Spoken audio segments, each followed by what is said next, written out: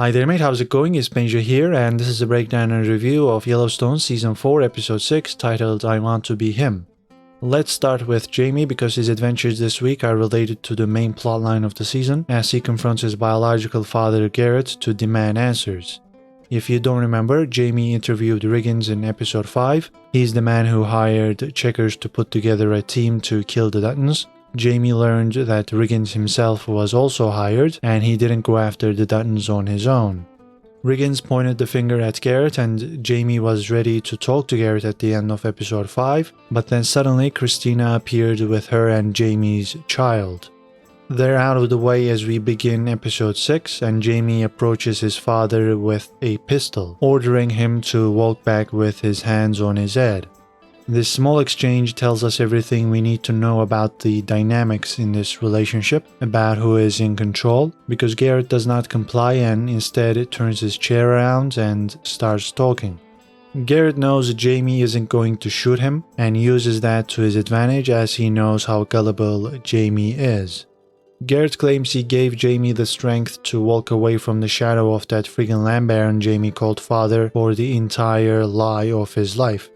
I think this is a convincing argument from Garrett because it's true. John hid the truth from Jamie, and as far as Jamie is concerned, Garrett has been the exact opposite, always being honest with Jamie even if it doesn't benefit himself.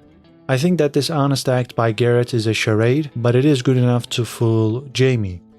Garrett keeps being upfront, admitting that he did indeed go after the Duttons. He even says he would do it again and again until Jamie got the empire he deserves. Garrett's manipulation is at its best when he brings up Christina and Jamie's child, saying that they would be gone if Jamie ever went back to John.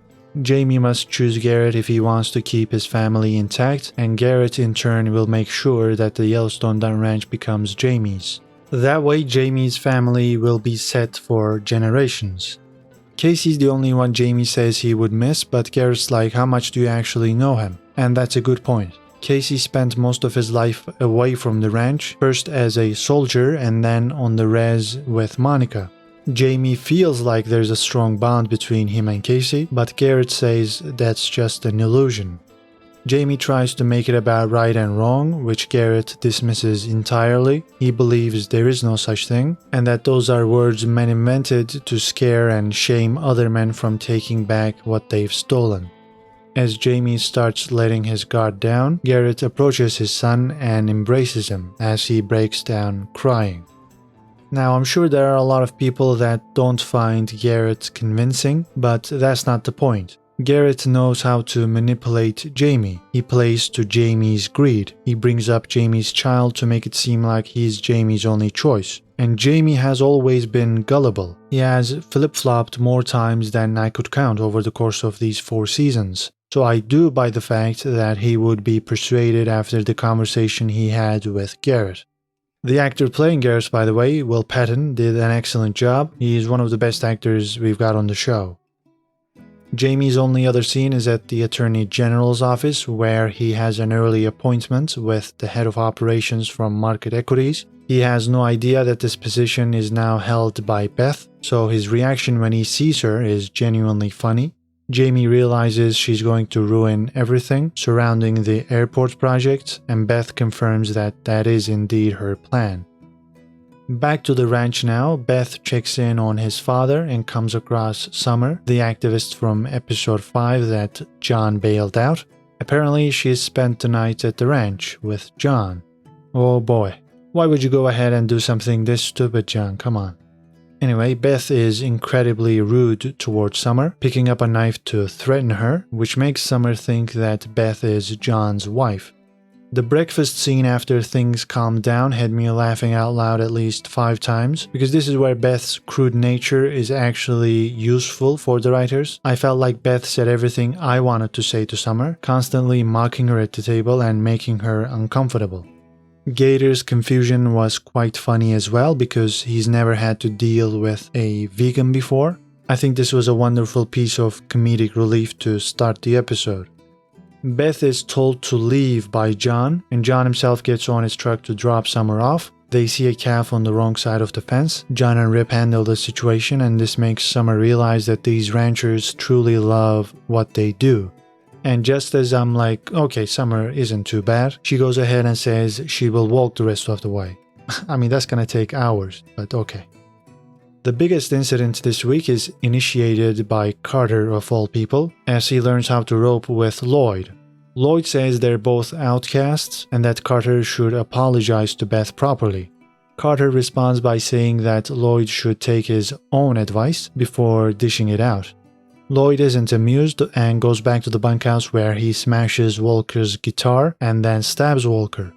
The other ranch hands apprehend Lloyd. They call the shady vet who we have occasionally seen before, and he patches Walker up because the knife didn't do any permanent damage. The knife missed his heart and arteries, apparently. In between all of this, Maya leaves after saying, "Fudge this place." I suppose she might be on her way to Texas to be with Jimmy. John and Rip learn about the stabbing, and John is extremely disappointed because Lloyd has served the ranch for 30 years. He is a branded man. He's the one who takes care of problems, not the one who starts them. And that's the only reason why he is still alive, as John decides to fire all the ladies from the bunkhouse, including Teeter. This is a weird one because Teeter is branded. She was attacked by Wade Morrow last season alongside Colby, and she bled for John. Firing her just doesn't seem right, and maybe Rip is going to talk to John again and remedy the situation, but if Teeter is gone for good, then that's an awful piece of writing. Laramie being gone though makes me really happy, finally. John also orders Rip to put Lloyd and Walker in the pen so that they can fight this rivalry out of their system. They fight for a good while before Lloyd comes out on top, and he is still ready to go. The fight isn't out of his system, which is why John gets prepared to put him down himself. Under normal circumstances, Rip would be asked to do this, but John doesn't want Rip to have to beat his friend. However, Rip knows that this would cause the ranch hands to hate John, so Rip says he can do it himself. After giving Lloyd a hug, Rip beats the crap out of him and both Walker and Lloyd are done. They are not gonna fight anymore. I guess fighting until you can't breathe will do that to you, but what I don't understand is how Walker is still alive because, remember, he has a stab wound. He would have bled out in that pen if he didn't have plot armor. We have two amazing moments after the fight, and one of them involves Rip. We see that he is truly affected by this because Lloyd is the only person in this world that he would call his friend. Lloyd was gonna be the best man at Rip's wedding. So Rip is emotional because he had to deliver a beatdown. The only other time I can remember Rip getting this sentimental was when John gave his father's house to Rip and wrote in a letter that Rip is a part of their family. The other wonderful moment has to do with Carter. Rip told Carter to watch the fight so that he can learn his lesson without having to go through it himself, and he did learn his lesson. After the fight, Carter points to John, saying that he wants to be like John when he grows up. That's a smart kid right there. He learns about the cons of the ranch and the lifestyle and instead wants to own a ranch, like John. He wants to be the boss, and that way he doesn't have to do the dirty work like Lloyd, Rip, or Walker. So I think this was a good way to end the episode. We are not done yet though, because Kayce is off house hunting with Monica and Tate, and they find a house they like.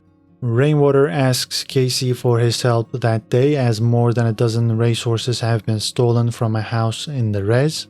The thieves almost immediately went out of the res into a piece of land supervised by the Forest Service, so Kayce is going to investigate this matter.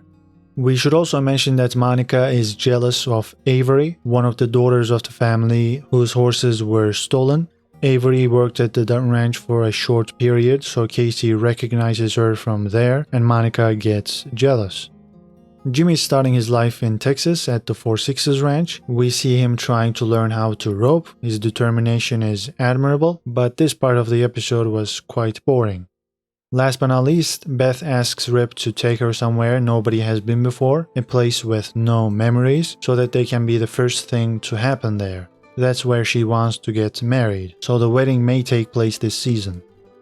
All in all, this was another decent episode. It wasn't without its problems though. Walker's wound is the biggest oversight this week. I'm sad that Teeter is let go, but on the other hand, the breakfast scene with Summer and Beth was entertaining. I thought the Garrett-Jamie confrontation was riveting. I really like Garrett as a villain. The ending of the episode was thought out well with Rip and Carter, and in my opinion, slowing down the pace these last couple of weeks has been a good decision, and I am enjoying the show more than I did at the start of the season.